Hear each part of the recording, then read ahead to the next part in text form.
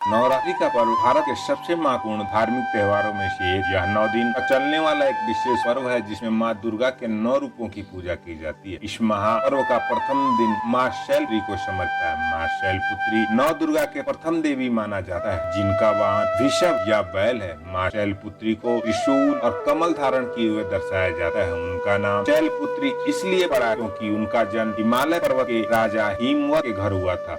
उनके पूर्व जन्म की कथा भगवान शिव से गहरे संबंध रखती है, जिसमें माता सती के रूप में उनकी गाथा वर्णित है। पौराणिक कथाओं के अनुसार माता शैलपुत्री उनके पूर्व जन्म में राजा प्रजापति दक्ष की पुत्री थी। उनका नाम सती था। उन्होंने कठोर तपस्या करके भगवान शिव को पति रूप में प्राप्त किया था। एक बार प्रजापति दक्ष ने एक भव्य यज्ञ का आयोजन किया, जिनमें उन्होंने सभी देवताओं को आमंत्रित किया, लेकिन उन्होंने अपने ही दामाद भगवान शिव का अपमान करने के उद्देश्य से आमंत्रण नहीं भेजा। अब माता सती को इस बात का ज्ञात हुआ। उन्होंने मन में अत्यंत व्याकुलता हो उठी। उन्होंने भगवान शिव से यज्ञ में जाने की अनुमति मांगी। भगवान शिव ने कहा, हे देवी, दक्ष ने इस यज्ञ में हमें आमंत्रित नहीं किया है, वह हमसे रुष्ट है और इस आयोजन में हमारा कोई स्थान नहीं है, वहाँ जाना नहीं होगा। किंतु माता सती ने पिता के यज्ञ में जाने के लिए अटल थी। उन्होंने भगवान शिव से बार बार प्रार्थना की, अतः भगवान शिव ने उन्हें अनुमति दे दी। जब माता सती अपने पिता के घर पहुंची, उन्हें बहुत ही उपेक्षा और अपमान का सामना करना पड़ा। उनके पिता ने भगवान शिव के प्रति शब्द कहे, जिससे माता सती का हृदय अत्यंत व्यथित हो उठा। अपने पति के इस अपमान को सहन न कर पाने के कारण उन्होंने